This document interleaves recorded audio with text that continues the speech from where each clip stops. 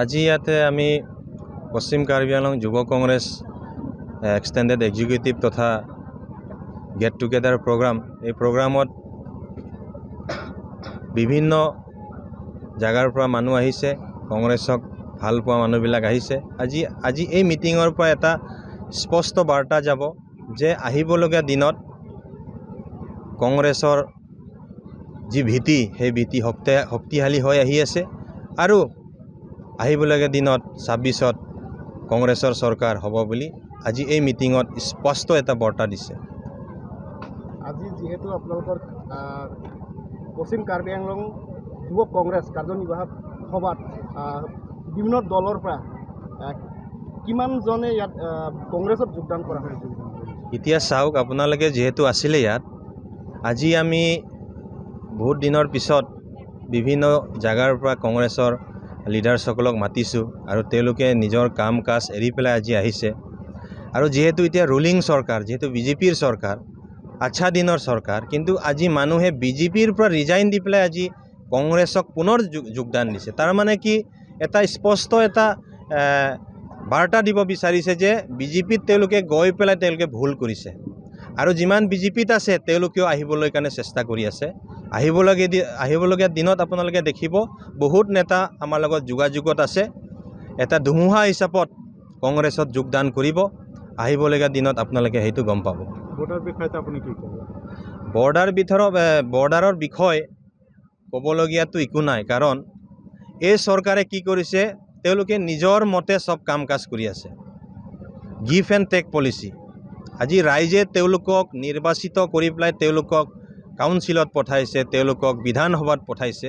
কিয় পঠাইছে? ৰাইজৰ আপদ বিপদ পূৰণ কৰিবলৈ পঠাইছে। কিন্তু আজি কি কৰিছে, তেওঁলোকে ৰজাৰ চকী পোৱাৰ লগে লগে তেওঁলোকে হিটলাৰগিৰি দেখাইছে। যিমান আলোচনা হৈ আছে তেওঁলোকে গোপনভাৱে ৰাখিছে। গিভ এণ্ড টেক পলিচি কি হৈ আছে এইটো ৰাইজক জনাওক। ৰাইজে বিচাৰিছে আপোনালোকৰ পৰা কি হৈছে। কিন্তু আপোনালোকে দেখিছে মেঘালয় বৰ্ডাৰত কাৰ্বি ছাত্ৰ সন্থা, বিভিন্ন দল সংগঠন, পলিটিকেল পাৰ্টিজ মিনিটে মিনিটে তেওঁলোকে মেমৰেণ্ডাম দি আছে, কিন্তু আজিলৈকে কাৰ্বি আংলং অট'নমাছ কাউন্সিলৰ CM আজিলৈকে এটা মাত মাতা নাই। Doctor Himanta Biswa Sarma এনেহ'লে dynamic leader বুলি কয়, কিন্তু বৰ্ডাৰৰ বিষয়লৈ এটা মাত মাতা নাই। তাৰমানে কি, ইয়াত স্পষ্ট এটা বাৰ্তা লুকাই আছে যে ৰাইজক তেওঁলোকে মিছা কিবা এটা পথ দেখাই আছে। সেইটো কাৰণে ৰাইজে বিচাৰিছে যে গিভ এণ্ড টেক পলিচি কি আছে ৰাইজক আপোনালোকে বুজাব লাগিব, জনাব লাগিব। তেওঁলোকে যি আদৰ সম্ভাষণ জনালে মই আপ্লুত হৈছোঁ।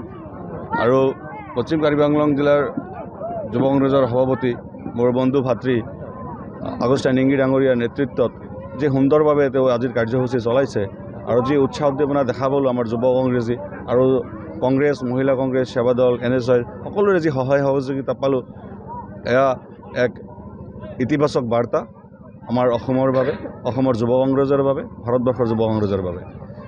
আৰু আমি সৰ্বভাৰতীয় যুৱ কংগ্ৰেছৰ নিৰ্দেশত আমাৰ অসম প্ৰদেশ যুৱ কংগ্ৰেছৰ নেতৃত্বত আমি গোটেই অসমজোৰা আমি এজেণ্ডা বনাইছোঁ। আমি যি হিটলাৰী শাসন চলাইছে ডক্টৰ হিমন্ত বিশ্ব শৰ্মা চৰকাৰে, ইয়াৰ বিৰুদ্ধে আমি এটা গণতান্ত্ৰিকভাৱে আমি যুদ্ধ কৰি যাব লাগিব। কাৰণ অসমৰ ৰাইজ অতিষ্ঠ হৈ গৈছে আপোনাৰ এই গুণ্ডাৰাজৰ ওপৰত। আপোনাৰ তেওঁলোকৰ ধন, যি চৰকাৰী ধন, এই চৰকাৰী ধন আপোনাৰ অপব্যয় কৰি আছে আৰু অপব্যয়ৰ ফলত অসমৰ ৰাইজ ত্ৰাসিত হৈছে। আপোনাৰ কোনো মূল্য বৃদ্ধি দিনক দিনে বৃদ্ধি পাইছে, আপোনালোকে নিজেও জানে। আপোনাৰ স্বাধীনতা নাই, সংবাদ মাধ্যমৰ স্বাধীনতা নাই, সৰ্বসাধাৰণ ৰাইজৰ স্বাধীনতা নাই। যি ব্ৰিটিছ শাসন আপোনালোকে জানেই, সকলোৱে জানে যে আপোনাৰ ব্ৰিটিছৰ শাসন যেতিয়া চলিছিল RSS বিজেপিৰ নেতাসকলে যিদৰে তেওঁলোকৰ গোলামী কৰিছিলে, আৰু ঠিক সেইদৰে তেওঁলোকৰ পৰাই শিকি লৈছে যে অসমৰ জনসাধাৰণক বা ভাৰতবৰ্ষৰ জনসাধাৰণক কেন্দ্ৰৰ পৰা অসমলৈ গোটেইখিনি তেওঁলোকে যি হাৰাশাস্তি, যি ব্ৰিটিছি শাসন চলাই আছে, হিটলাৰী শাসন চলাই আছে, ইয়াৰ পৰিত্ৰাণ পাবলৈ অকল কংগ্ৰেছৰ নেতৃত্বই সম্ভৱ। কাৰণ ব্ৰিটিছক অকল কংগ্ৰেছৰ নেতৃত্বই খেদিছিল, বুকুত গুলি খাইছিল, গলত ফাঁচি লৈছিল। এই যি ত্যাগ অকল কংগ্ৰেছে কৰিব পাৰে, আৰু এই ত্যাগৰ বলত আৰু আমাৰ যি গণতান্ত্ৰিক যি শক্তি, যি সংবিধান, এই সংবিধানৰ জৰিয়তে গোটেই অসম ভাৰতবৰ্ষত আমি শান্তি আকৌ পুনৰ ঘূৰাই অনাৰ কাৰণে আমি যুদ্ধ অব্যাহত ৰাখিম। ভাৰত চৰকাৰে কাৰ্বি আংলং বা অসম ভূমি মেঘালয় যিটো বণ্ডাৰী যিটো নিৰ্ধাৰিত কৰাৰ পাছত কিন্তু মেঘালয়ৰ গভৰ্ণমেণ্টে কি কৰিলে কাৰ্বি আংলঙত সোমাই পেলাই ইলেকশ্যন কেম্পেইন কৰিব আহিছিলে কেইদিনমান আগত কিন্তু ই আনচাৰ এতিয়ালৈকে আসাম গভৰ্ণমেণ্ট এতিয়ালৈকে একো দিয়া নাই আপোনালোকৰ যিটো ইউথ কংগ্ৰেছ ফালৰ পৰা কি ক'ব এতিয়া এইটোৱে কাম এতিয়া চাওক আপোনালোকে মাজে মাজে আপোনাৰ নিউজ বা আমাৰ নেতা ৰাহুল গান্ধী ডাঙৰীয়া আপোনাক কিছুমান ক্ষেত্ৰত অপ'জ কৰি আহে চীনে আমাৰ গোটেই আমাৰ যি সাৰ্বভৌমত্ব আমাৰ যি মাটি তেওঁলোকে বহুতখিনি মাৰি দখল কৰিছে সংবিধান আপোনাৰ পাৰ্লিয়ামেণ্টতো আপোনাৰ কেইবাবাৰো উঠাইছে কিন্তু তেওঁলোকে আপোনাৰ 26 ইঞ্চি চীনা আমাৰ নৰেন্দ্ৰ মোদী ডাঙৰীয়াৰ কিন্তু তেওঁ ভাৰতবৰ্ষক সুৰক্ষা দিব পাৰে ঠিক তেওঁৰ নেতৃত্বতে আমাৰ ডক্টৰ হিমন্ত বিশ্ব শৰ্মা যি নেতৃত্বত অসম চৰকাৰ চলি আছে তেওঁলোকে এইটো আপোনাৰ নিৰাপত্তা দিব নোৱাৰে কাৰ্বিসকলকো দিব নোৱাৰে অসমৰ কোনো জনসাধাৰণকে দিব নোৱাৰে কাৰণ তেওঁলোক নিজে আপোনাৰ অত্যাচাৰ তেওঁলোক অকল ধন ঘটাৰ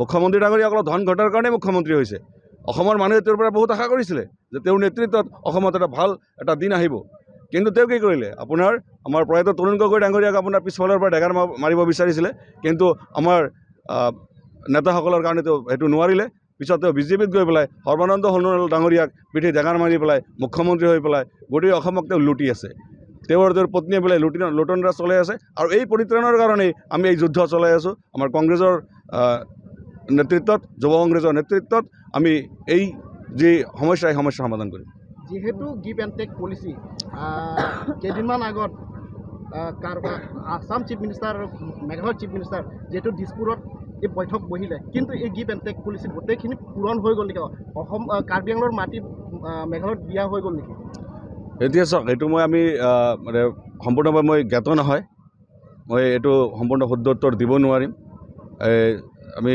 সঠিকভাৱে এইটো জানিব লাগিব তাৰপিছত এই কথাখিনি মই ক'ব পাৰিম যিকোনো খবৰৰ বাবে যোগাযোগ কৰক 7099017330 লগতে 7099017110 নম্বৰত